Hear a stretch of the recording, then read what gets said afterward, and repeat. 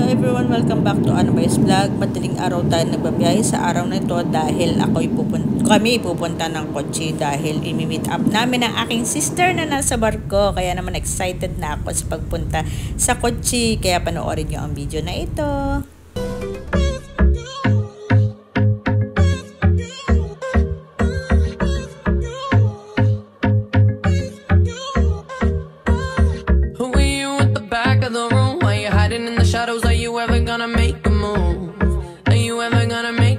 Sa mahabang pagbibiyahe natin ay nakarating na tayo dito sa Sagrega Terminal Cruise ng Kochi. At ito kasama ko yung dalawang anak ko para makasampa tayo dun sa barko na yan. Yan, yung Anthem of the Seas. Napakalaki niyang barko na yan. At, imi-meet up ko yung aking sister, eldest sister ko. At excited na ako talaga, excited na ako. Kaya naman, tignan nyo, napakalaki ng barko, di ba? First time ko makakapunta o makakaakyat sa loob ng barko.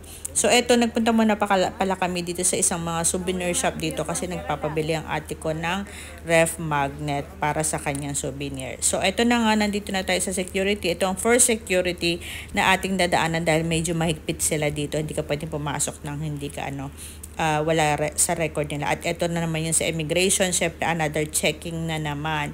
At lumabas nga pala ang ate ko, ayan siya, nakita kami at medyo naluluha pa kami pare-pareho dahil nga matagal nang hindi nakita ng ate ko ang dalawang anak ko. So ito na yon. Ikaw nagtatrabaho sa Anthems of the Sea.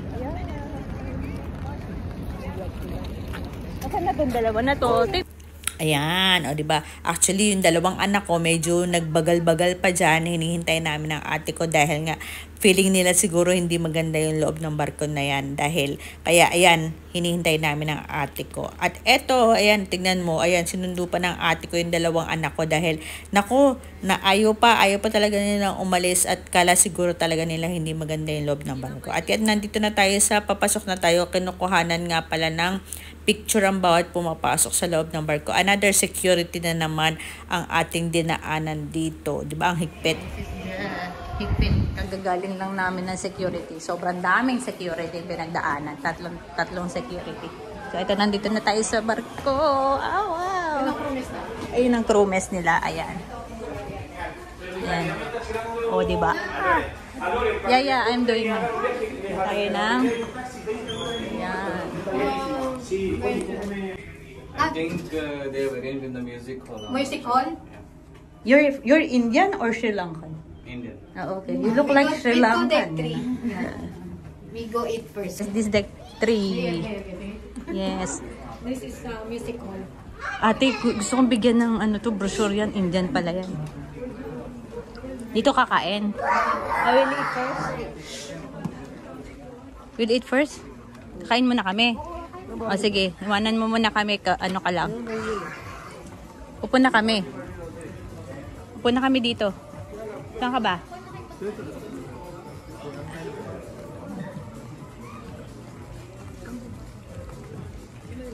Let's eat first. As buffet.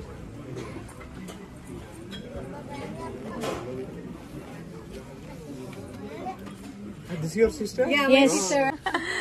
It's good, no? You're finished. My sister, not yet.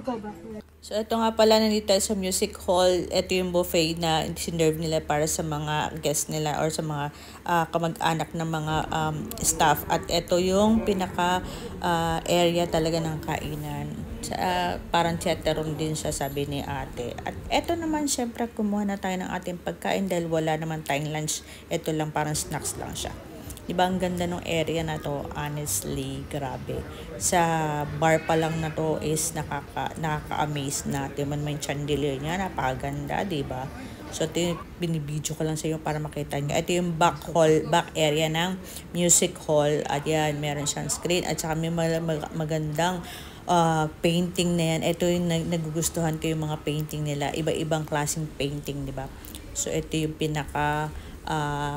screen nila para sa mga announcement o di ba, ayan, ito yung ilalim ng pinaka staircase at syempre akat tayo sa pinakataas O, di ba? Na-amaze ako din sa chandelier na yan. Gandang-ganda ako kasi napaka-long chandelier niya. O, ayan. Dito na tayo sa second floor. Ayan yung malaking screen. Movie hall. Music hall pala yan. Parang minsan may mga movie na pinapalabasan or may mga live band. O, so, diba, ito naman yung area na to. Meron mga billiard hall siya. Parang pwede ka maglaro-laro dyan. Diba, may mga carom. May mga games dyan. At pwede ka rin uminom. Siyempre, cocktail area siya. Bar area pala. So, ang gaganda ng mga upuan niya. Ayan, pool. May pool siya. May billiard table. So, ayan. May namit pala akong Pilipina dyan. At, ayan.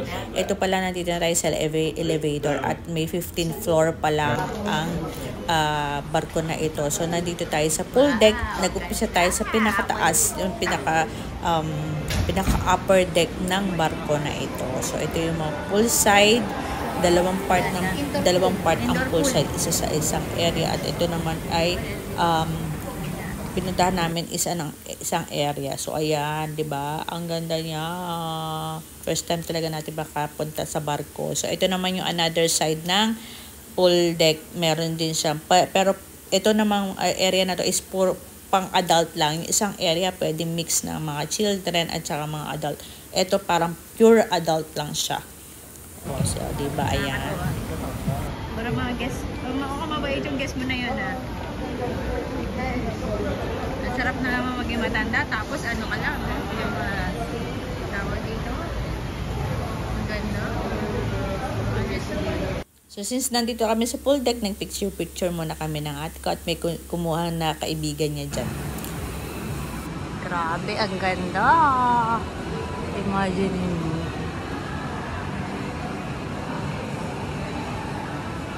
Libreng ice cream. Ayun, bala sila. So, ayan, since libre ang ice cream, kumuha na tayo kasi syempre medyo mainit. At syempre, para matikman naman natin ang ice cream sa barko kung may kaiba. So, ito yung, ito pala kinuhanan ko. Ito yung Wellington Island tayo at ayan ang Kochi area. So, ngayon naman aakyat tayo dun sa pinaka upper deck talaga siya. Kasi sabi ni ate, para makita daw namin yung buong view ng barko. Hindi naman talaga buong view kasi half lang. Meron isang parang daay na tinatawag na pwedeng makita talaga yung pinaka full view ng barko. So ito na kami, nandito kami sa taas. O diba, ang ganda, makikita mo yung kabuuan or half area ng barko. So ayan, makikita mo yung swimming pool dyan, yung jacuzzi, ayan. Ang ganda talaga nitong barko na to. I can't believe na nakapasok ako. Actually, one of my the biggest dream talaga is makapagtrabaho sa barko. So, through some reasons, good reasons naman, na hindi talaga ako nakapag-Dubai kasi ako nun. At kinalimutan ko na yung pangarap ko na makapagbarko. Pero, thank you sa ate ko at nandito ako at nakita ko ang buong barko, di ba? Ang ganda-ganda niya. So ayan, another area naman tayo na ipapasyal tayo ni ate dahil nga gusto niya makita natin ang buong barko, di ba?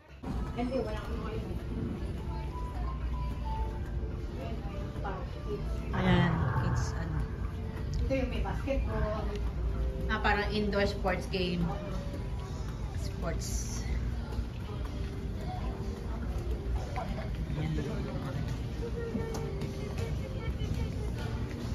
Kompleto. Dalawang bata na yan. Kanayang mo na nga sila.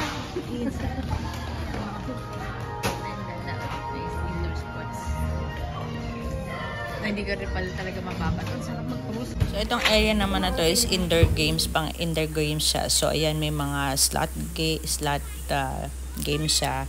Tapos, kanina nandun may mga nagbabadminton. Tapos, may bump car din yon. Tapos, ito, ayan, di ba? Ang ganda-ganda, hindi ka mababato dito sa loob ng barko. Kahit na 7 days or 14 days cruise. So, ito yung isang area ng part ng barko na may mga pang sunbed din. So, ayan, di ba? Ang ganda. At ito, merong wall climbing din. O, di ba? Talagang hindi ka mababato dito hindi ka maiinip dito, hindi ka maboboard dito sa barko na to. Grabe, ang daming activities. Ang ganda-ganda niya, pati ang view. Siyempre, mai-enjoy mo ang view. This flow rider. This flow rider, we can do the Board, ano yun? Parang yung ano, yung Board riding, ano? Board, snowboarding, parang ganon. ganun, no? Yung ano, yung May water yan, ano? Board. boarding ako po. Ganda, fluoride yan. Ito yung unfly. Lilipad kami, air na gano'n, tapos Oo, parang ano. So yun, after na upper deck, pumunta naman tayo dito sa section na to. Puro mga kwarto na yun nandito.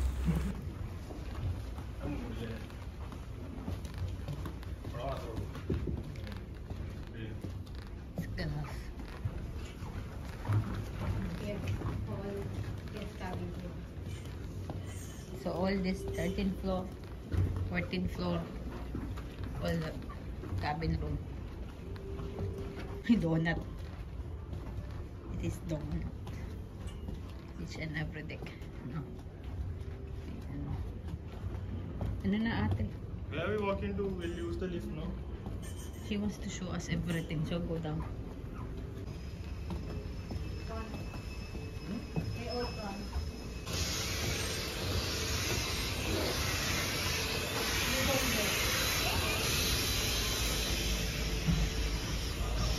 Ganda. Sige. Magpipicture na naman siya. Yan. Yan? Sweet room yan? Malaki yan? Oo, malaki yan. Ilang? Wala na yung kabilis ko yun. Nag-off-me. Sayang. Saan nakita Hindi, natin? pakita ko lang sa yung corridor, tapos balik tayo. Dito section mo ngayon. Hello.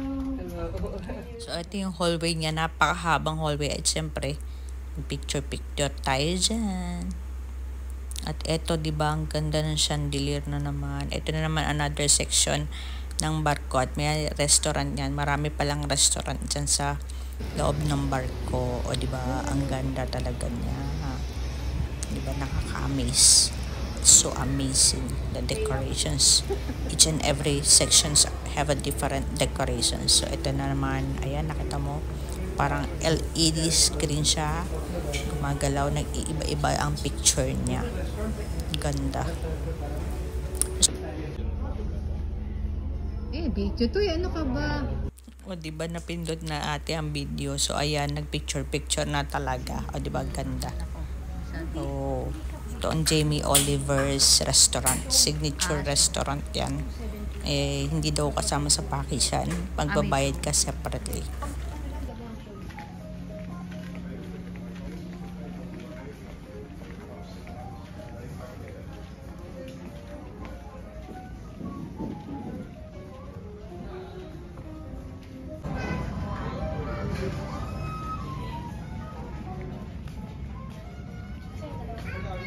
Picture ulit.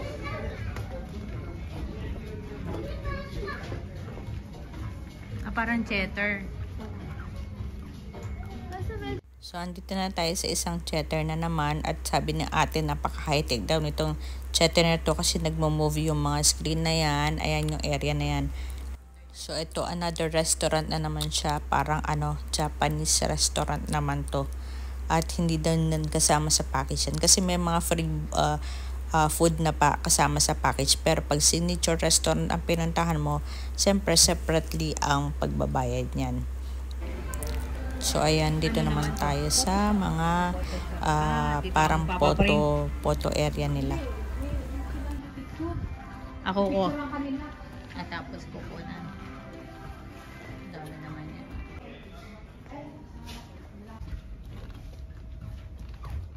May show din siya, may timing. So, this is the Royal Theater. Merong live band.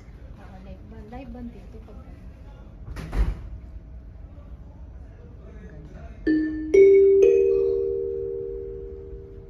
Wow.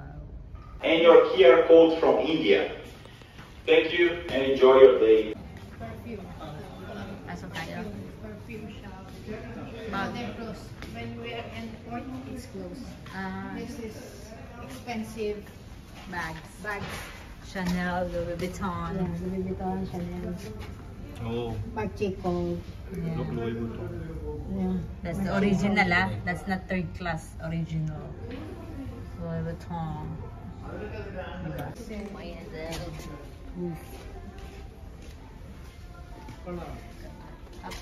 So, ito another restaurant na naman. So, pagkadami-daming restaurant dito sa barko Karamihan na ng to. barko, ganito yung Iba-ibang mga design niya, o motif. iba-iba. O, diba ang ganda nitong area na to. Ayun. Ito sa staircase pa lang. Tsaka yung design pa lang panalo na. Ang ganda-ganda niya. Instagrammable talaga pag nagpa-picture ka dito sa loob ng barko. So, ito another area na naman to. Ayan. O, diba? Restaurant din siya. Nagpa-picture. Siyempre kami dyan ng ate ko. At maganda kasi siya, 'di ba? So ayan, eto malapit na kaming umalis diyan. Hintay na lang kami ng oras. At ayan, palumabas na kami at salamat pala kay ate at talaga naman napaka-memorable nitong trip na to. At thank you. Nag-enjoy din yung mga anak ko at after 15 years nakita ni ate ang mga anak ko.